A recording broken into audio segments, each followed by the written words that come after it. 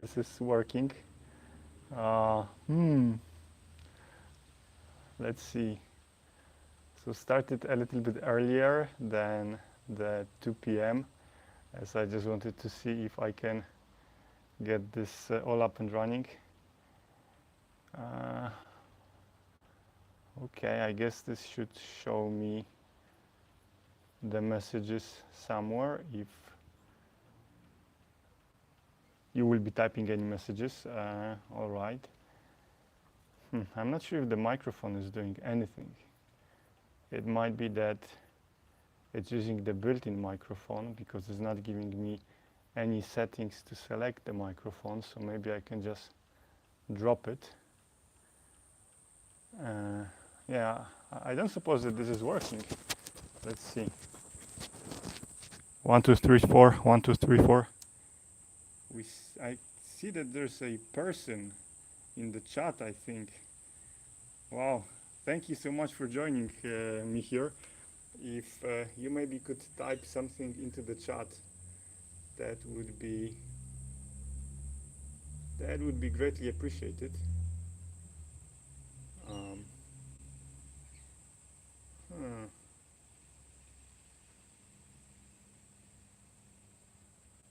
Huh. Possibly should have maybe tested this a bit earlier. I hope that you can hear me. Let me maybe disconnect them. I wonder if you can hear me okay right now or if there are sound issues. Okay, well, we should be getting started here slowly as it's nearly 2 p.m. Where I am.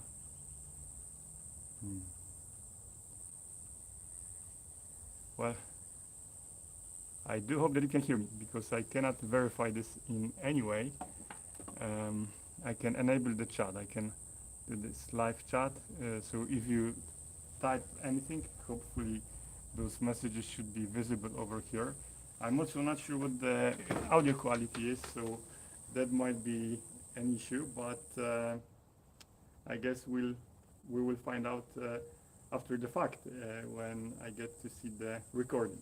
Alternatively, if you've tuned in and are listening to this, please type into the chat if the audio quality is okay. If there are issues, you know, my YouTube channel is a big experiment, so I'm learning as I go. All right. So if you have any questions, please type them into the chat. Hopefully I will be able to see them somewhere on the screen here. I'm not exactly sure where they should come up. Maybe they're visible on my computer if I were to connect from my laptop. Give me just 1 second. I'll be right back. Let me see if that's how this works.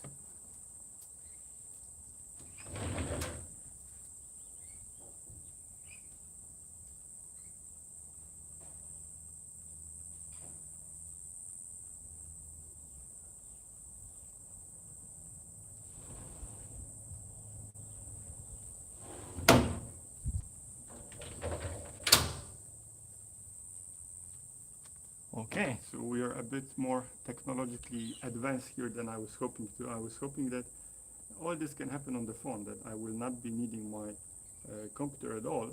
But let's see if the chat is visible there. That would be good to be able to see if anyone is saying anything. Let me just mute myself here. No one said anything. All right. So it's just that my audience prefers to be quiet, which is perfectly fine. I'll do the talking if needs be. Okay. So if you would have any questions, please post them in the chat. I will be able to pick them up this way. Still, nonetheless, I have a couple of questions that people left on Twitter for me to answer, and I'll do my best to answer them in this YouTube live. So let's see, which one should we start with? Okay, well, maybe let's go with this one. The problems in the industry of machine learning that dominate are regression and classification on structured data. with this in mind, where does deep learning fit in the roadmap of becoming an ML engineer? And that's a great question. That's a very interesting question because it deals with getting a job, right? And where does deep learning fit? Where I come from Poland, from a small city called Łódź, a medium-sized city called Łódź, but essentially not much AI work is happening there. And being completely clueless, I still managed to get a deep learning job. That was my first job, and my second job were deep learning roles. So that definitely there are techniques that you can use in order to achieve that. So here in the question it says that the problems is that the problems in the industry of machine learning that dominate. Right, but you do not interact with the entire industry, right? You're not a product where you sit on the shelf in Walmart and the total addressable market size for you is this or that. No, you don't do that. So the size of the industry and how many roles for this type of machine learning or that there are out there is really irrelevant. What matters is the market that you are interacting with, that you yourself can be hired by the market. So you never want to get a job going the CV route, right? The CV pile or the discard pile, as it's called, because the person on the other end, there's a lot of risk involved with hiring a person that they do not know. And also from your perspective, there are a lot of peculiar people out there. It's a big decision whom you work for. So, it's much better to apply for jobs where you know that person, the hiring manager, ideally. And if you can bypass the discard pile, the CV pile, that should essentially be your goal in life. And in that sense, the size of the market doesn't matter. It just matters who knows about you, whom you know, who you are talking to. This has essentially been my story. So I have not been looking for a job in machine learning, right? But through my involvement with the fast.ai community, hanging out with people who did deep learning, then going to Kaggle days in Warsaw, in Poland, all these connections, it meant that I was part of the conversations, people knew me, and the proposals for working together were just streaming in. Now, another example from my history is how I became a developer in the first place. And if you read my book or if you read my newsletter, you will know, so I will not bore you with the story. But essentially, it was a combination of a couple of factors, and the main factor there being that the market for the type of programming that I knew a little bit about, it was Ruby backend development, or Ruby development, Ruby on Rails development, that it was extremely hot. So I just saw somebody mention a role being available on Facebook. I didn't even follow, the groups or people who are doing web development, whatever. It just popped up on my Facebook one day, and I thought, maybe let me give it a shot. Let me see if I can, at least I have an interesting conversation. So right now, if you look at the deep learning world, what are the hottest topics? That's of course one of them is stable diffusion, right? And stable diffusion, you can learn this. You can learn this from the fast.ai course. It's the only course in the world right now, as far as I know, that teaches that. Students from the fast.ai course, they are developing new methods because this is such a new field that just trying something new or something that you know from another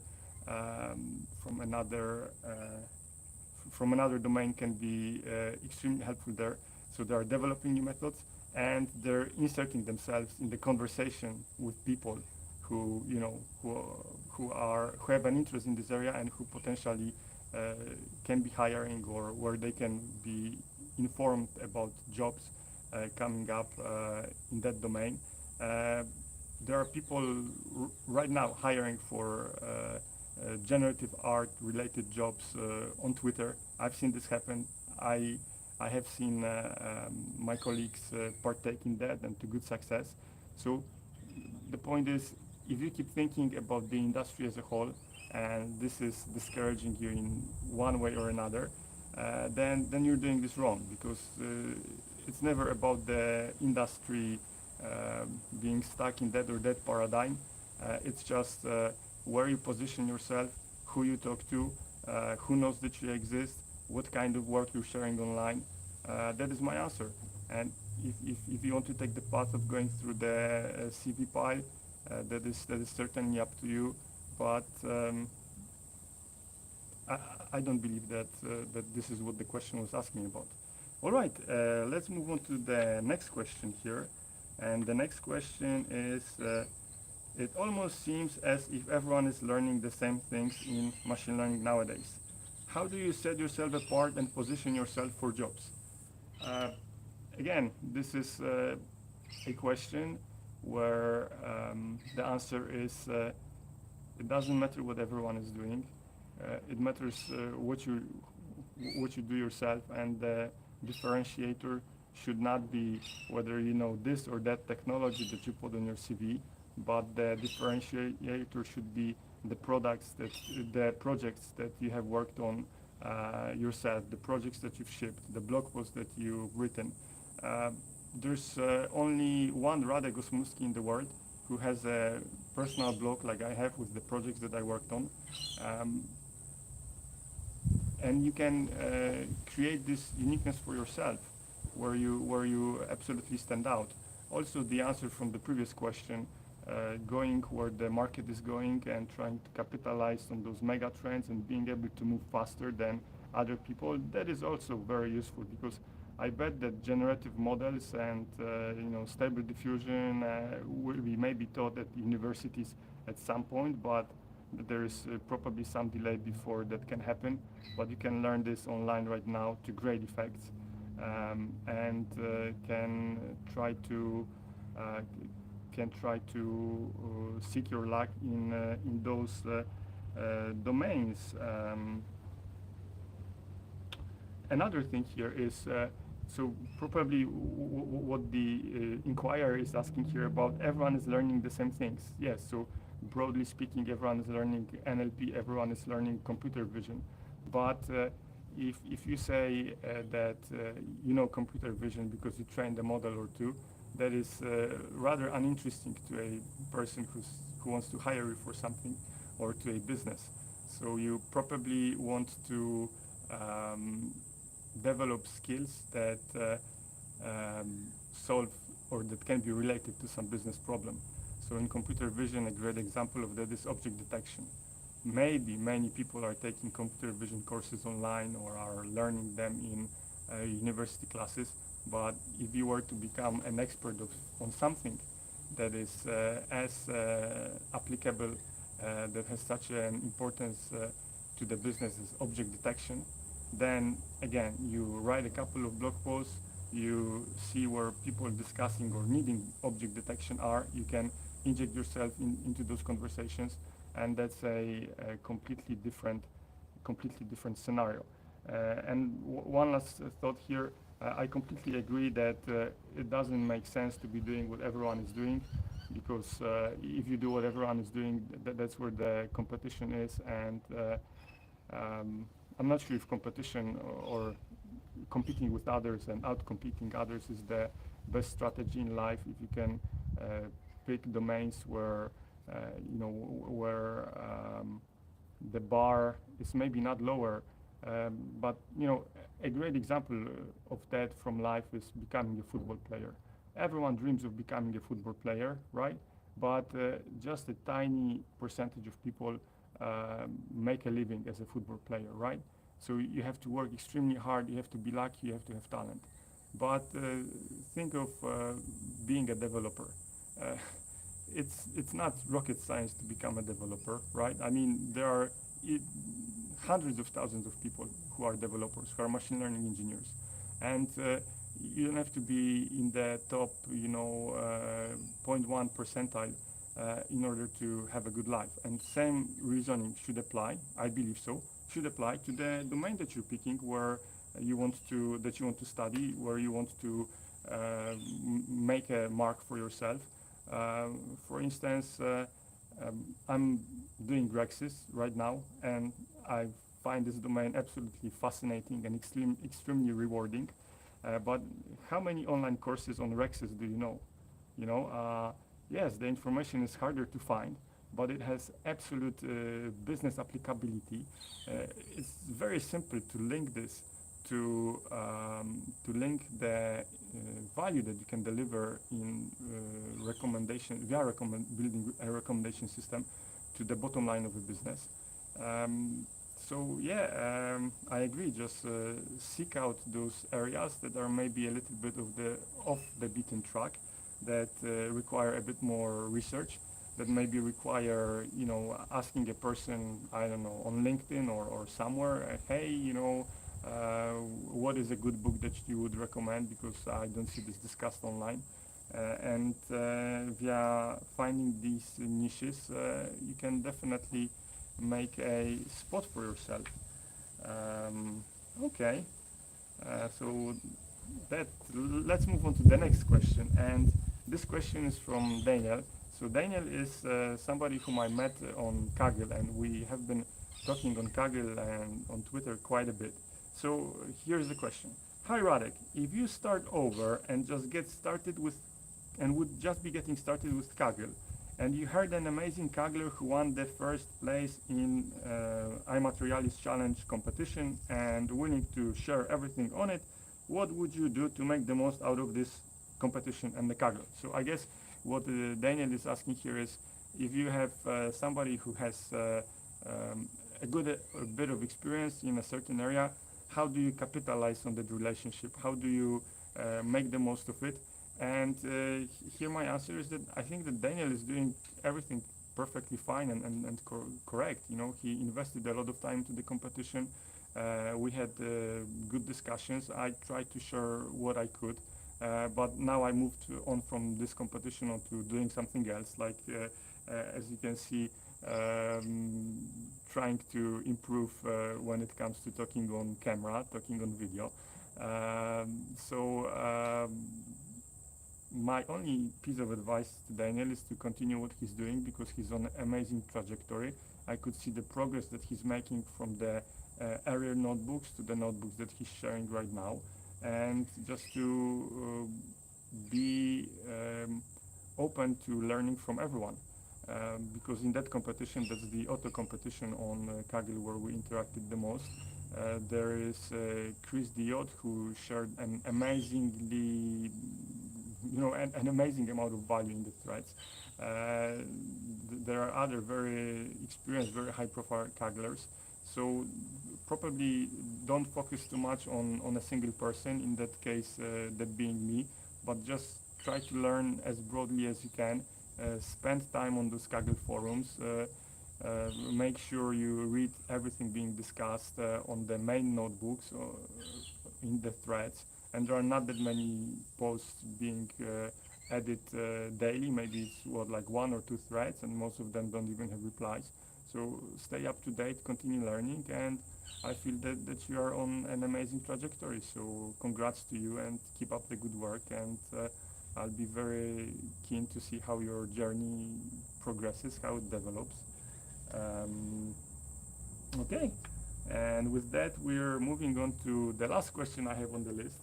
But it doesn't have to be the last question here on this YouTube live. If you have a question, please post it in the chat. I'm monitoring the chat here on my laptop on my left. So you can even write anything there, and that would be a great confirmation that you can hear me, because I'm not sure if the audio setup is working here with my phone. Hopefully it is. Otherwise, I will have talked for 20 minutes and it would not be getting broadcast, and that can happen. But anyhow, So the last question that I have on the list here is about the fast AI and Merlin. Oh, Bronson, hello, wow, so super kind of you to type that, wonderful. Thank you so much. I assume that you can hear me, hopefully hear me okay. And if not, please comment, that would also be a very valuable piece of feedback. So right, fast AI and Merlin data loaders. That's what the last question is about. How would you reconcile these two great data loaders in practice? Well, I wouldn't do much reconciliation here. Oh, Bronson, thank you. That is terrific to hear. That is terrific to hear. It's awesome that you know, the technological aspect here is figured out, that it is working. That's beautiful. Thank you so much. So when it comes to fast AI and Merlin data loaders, I would. Oh, wonderful to hear. Wonderful to hear. The internet here is sometimes not that great, so perfect that you can see me, you can hear me. So coming back to the fast AI and Merlin data loaders, I would use each for a different thing. Fast AI, I would use the fast AI data loaders when it comes to working with images and some subset of what you can do with images. You know, then my fast AI would be my go-to in that regard. And Merlin data loaders, I would use them with tabular data because they do the job that I exactly would like a piece of technology to do. So first of all, they require very little code to be written, and essentially when working with tabular data, I have two scenarios. I either have some data set that I want to feed to my deep learning model. So, you know, I essentially want the data loader to take my CSV file or my Parquet file and do some magic with it, where I specify the batch size, and to hand it over to my deep learning model.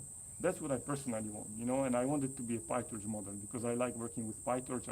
I like working with vanilla PyTorch for tabular data. That's based on my experience, and you know, it's just my preference. And Merlin data loader does just that. And the second scenario that I encounter when working with tabular data is I have some tabular data that requires pre-processing. So for pre-processing tabular data, oh, hello. So for working with tabular data, I would use NVTabular because this is a library that runs on the GPU and that has the transformations I will most likely need. That's my pre-processing library of choice for tabular data. And this, from NVTabular, I would get a Merlin dataset, which Merlin data loaders use again without issue. So, you know, Merlin data loaders, they integrate with how I work and with my experience. But I went through the fast AI courses, so I did every iteration of the fast AI course, but you know, I went through the fast AI course in 2017, where the fast AI library was at version 0.7 and it didn't have the tabular data component.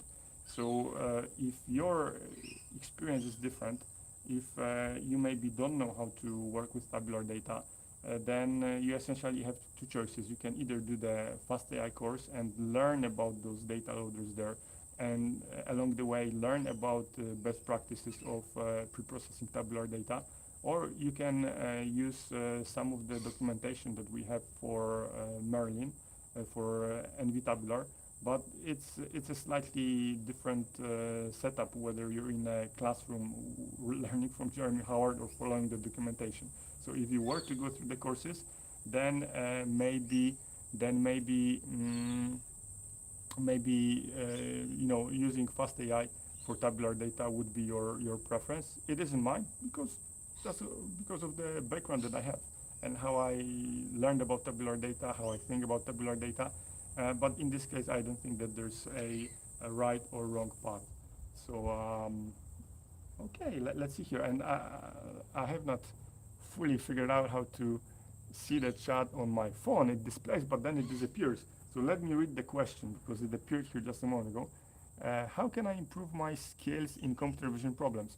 Oh, Sonu, for that, I think you need to start with a good course, and I assume that you've already done that, with a good course on computer vision to get you started. Um, my preference again here is fast AI. That's what I did. That's what got me to where I am. Because from a fast AI course, you're not only learning how to perform this or that thing on your images, but you're learning how to think about a problem, how to structure a machine learning project. And once you have this, you can jump into Kaggle competitions. There is right now a very pleasant Kaggle competition, the RSNA competition on breast cancer detection. And there are some very decent notebooks that people shared. I shared a starter notebook as well, using FastAI on top of that. So you can progressively build your skills like that. Essentially, it's project-based learning that I advocate. So you pick a project to work on, and if you do the fast AI course, and maybe these Kaggle competitions seem a little bit too intimidating, which they can be. Start with there's a series that Jeremy Hort shared on the PADI competition, where he solves the PADI competition and walks you through how to set everything up on your computer, how to fine-tune computer vision models. That's a gentle ramp up to doing the real thing in the end. Another alternative would be just looking up an interesting data set online and training your computer vision model on it, and maybe writing a blog post or just creating a GitHub repository and sharing it on the forums. Projects to put your name out there, projects to learn. That's generally the recipe. All right, let me take a look at the next question here. What's your process for getting into flow, into the zone? That's a great question. So I read the book by this, I think, Hungarian researcher. Is it called The Flow? I linked it from the notes, from the description of this live recording, and it discusses. It talks a lot about the flow state and how to reach it. So for me, I reach the flow state when I create a loop, when I get immediate feedback on my actions. So this is much easier to do with web development, where you develop something and then it appears instantly in your browser, so you see the results. It's much harder to do with machine learning, and that's horrible. I absolutely hate this aspect of machine learning. It's very hard to deal with, but there are things you can do to overcome that. So you can work on on a subset of your data set, where you're working in a Jupyter notebook. You execute a cell and it runs for 2 seconds instead of the 20 minutes that it would take on the entire data set. And you can try to offload the experiments to after you develop the code. So you're working on the code, you press, you run a cell and you see results immediately. I think that is that is a very big component. This extremely fast feedback on what you're doing, and also you have to pick the difficulty of a problem that you're working on. It cannot be too hard, because then you cannot move quickly and the feedback loop sort of breaks down. And it cannot be too easy, because then you're not intrigued, you're not interested in what you're doing. But if the problem is of appropriate difficulty, then I think that this is certainly possible. Also, that question probably also deals with getting this tunnel vision when you're working on a problem. And again, when you're doing research, I think that being fascinated, but genuinely interested in what you're doing helps a lot with the flow state. It's very hard to get into a flow state on something that is boring to you. So working with yourself to understand what keeps you excited and navigating your life in that direction And I know that this isn't easy because there are certain things we cannot change in the short term. We cannot probably change our job or or the classes that we're taking, but I think there is a lot of value in exploring what interests you. This makes the flow state much easier. Um, let's see. Let me take a look at the next question here. What made me choose Australia as a place to move to?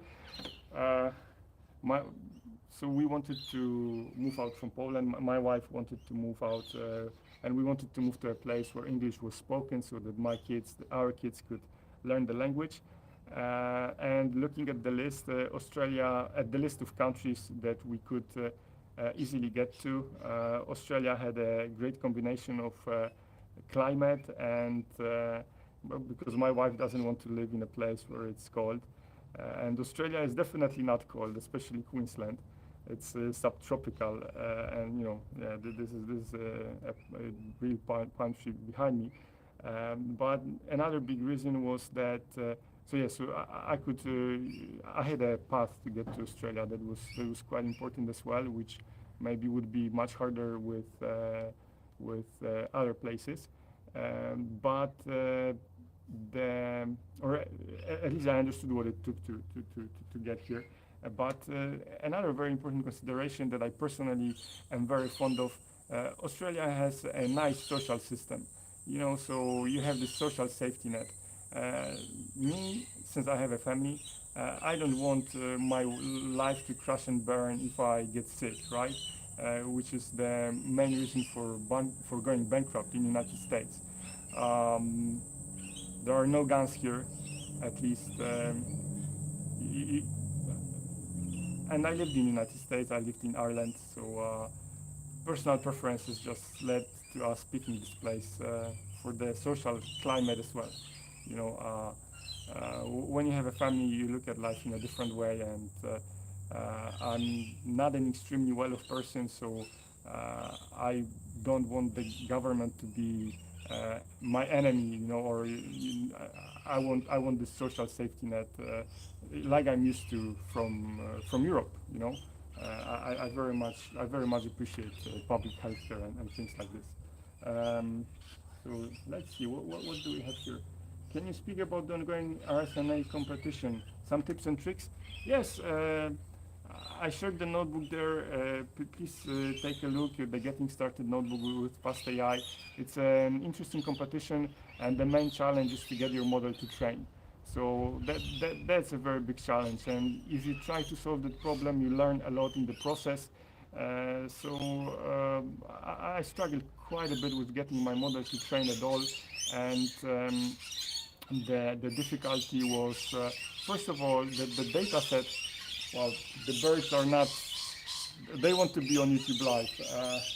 Unfortunately, the nature here is everywhere. That's a beautiful thing about Australia, that is absolutely lovely. The nature is stunning, but going back to the RSNA competition, the data set is extremely imbalanced. That's the main problem that you have to solve in order for your model to train. How do you solve the problem? You solve the problem by upsampling, and you also solve the problem by upsampling the lower represented class, the positive class, the people who unfortunately have cancer. And another solution here that I tried that works is using a weighted loss. So this is a brief overview. In terms of advanced strategies, how to do really well, I would suggest reading the forums, because there are some very experienced Kagglers who share their experience from other RSNA competitions. And the path will most likely lead through ensembling models. The region of interest cropping also sounds like something that could be very useful. I haven't tried it myself, but if I were serious about that competition, I would definitely start there and seeing if I can get good performance of region of interest, and then maybe think about ensembling those models that I would train on diverse data. What are some tips for creating sub-data sets that are representative of the features of the whole data set? Do you know what Jeremy focused on to develop his sub-data set? I'm not sure what Jeremy focused on. From what I recall, he looked at the classes and he sort of thought, hey, which classes would it make sense to include? And then there was some more elaborate thinking because it's meant to be a relatively um, challenging data set. I recall that Jeremy explained it somewhere, but apologies, I do not know. I do not remember the specifics right now. What do I focus myself? When working on a machine learning project, stratified sampling is what I use the most. It's just my go-to technique. And stratified sampling, so you stratify on some parameter, on some attribute that is important to the data set, and it could be maybe the location from where the data is coming from, or it could be the target value. And then how do you verify that you are creating a subset of your data set that is representative of the bigger data set? That is the question, and that is done, very, very simply. You just train a couple of models and see whether the performance on the larger data set and the performance on the smaller data set, whether they move in the same direction on the validation set.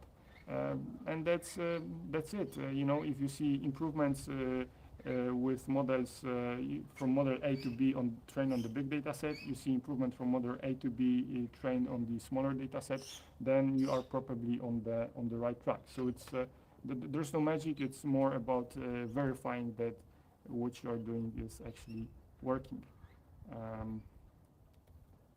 Okay, I'm just pulling up my laptop here to see what the next question is. How can you find time for Kaggle competition when you have a full-time job?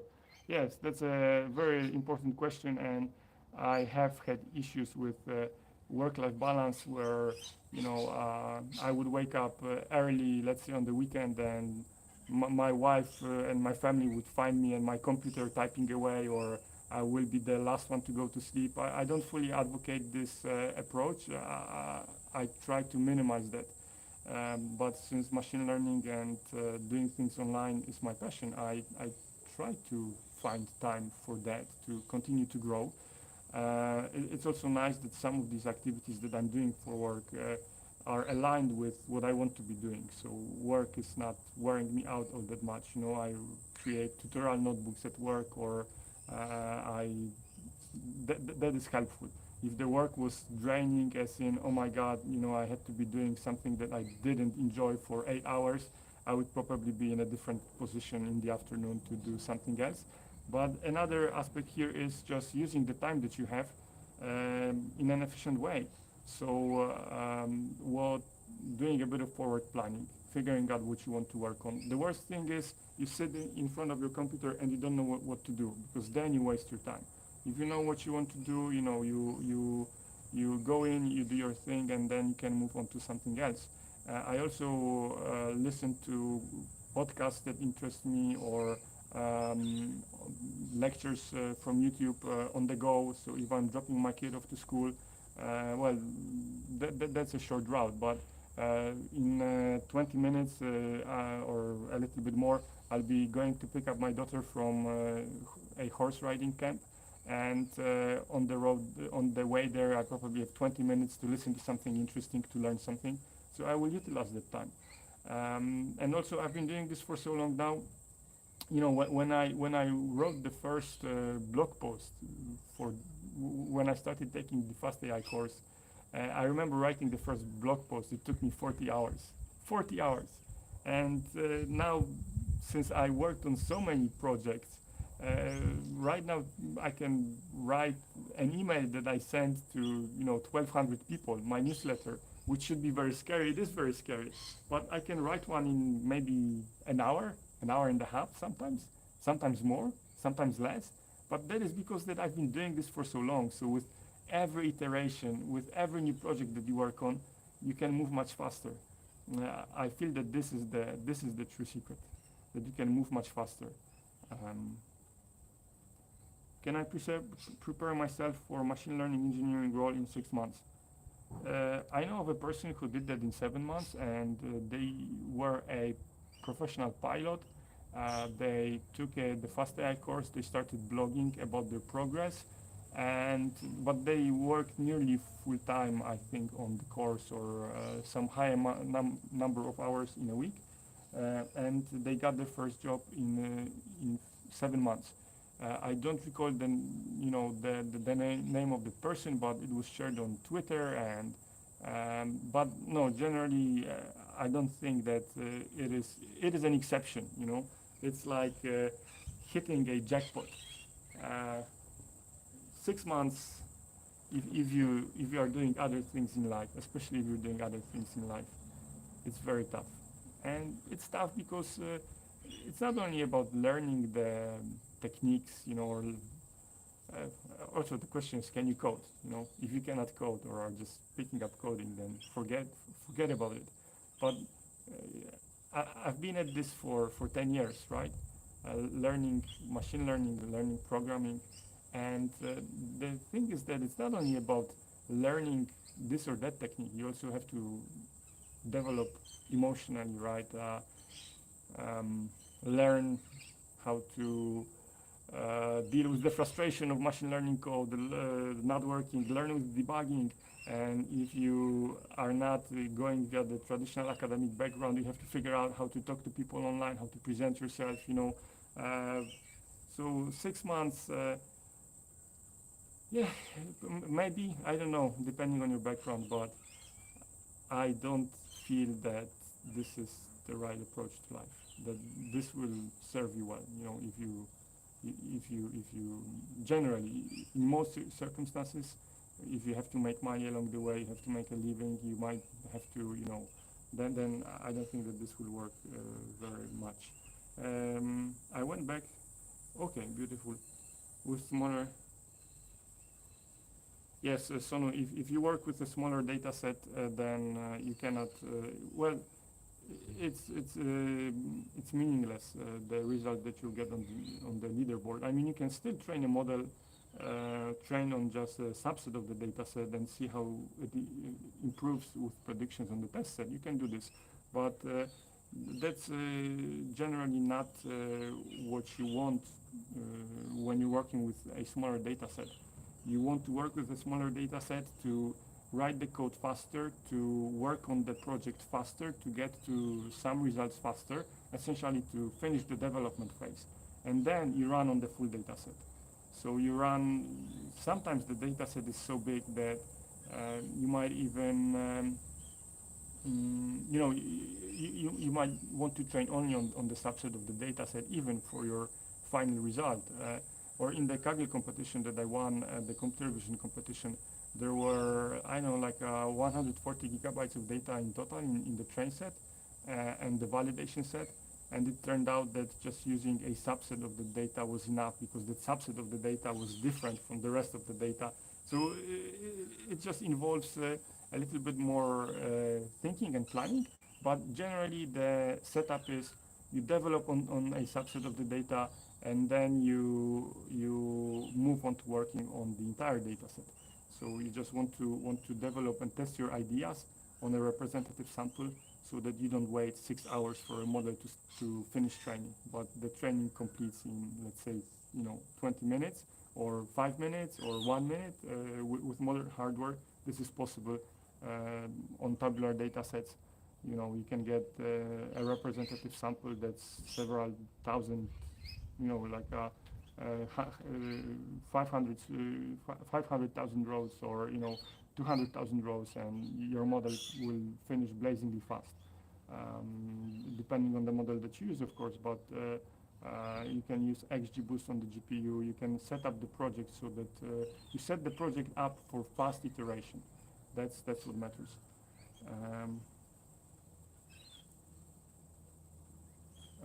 Are you using GPT-3 to help write your newsletter? No, I'm unfortunately extremely slow on adopting new technology, so I want to find time in my life where I will devote to playing with Stable Diffusion, with Midjourney, with ChatGPT a bit more, just to see how it can apply to my life, what I can do with it. But I haven't used it yet, because I just keep coming up with ideas like doing this live stream, and to me takes priority over messing around with ChatGPT, but that's a mistake probably. I should pay more attention to this technology. Yeah, prompt engineering is definitely important with ChatGPT. There is a fascinating blog post by Swix, and if I remember, I will link to it from the description of this podcast, where he of this live stream, where he tries to reverse engineer the prompts that Notion used in their product, and it's a fascinating inquiry, and you see how the prompts impact the output that the model is producing and the quality of the output. So yeah, if I were to use it to write my newsletter, I would definitely do some prompt engineering in the first place. Okay, so I don't think I missed any questions. I think I got it all. Um, Thank you all so much for tuning in. Oh, Bronson shared the link. I'm not sure if it allows you to share the links, but okay, we'll figure this out. Thank you so much for tuning in. This has been an absolute pleasure. I hope you had a good time as well. And see you around. See you soon. Take care. Bye bye.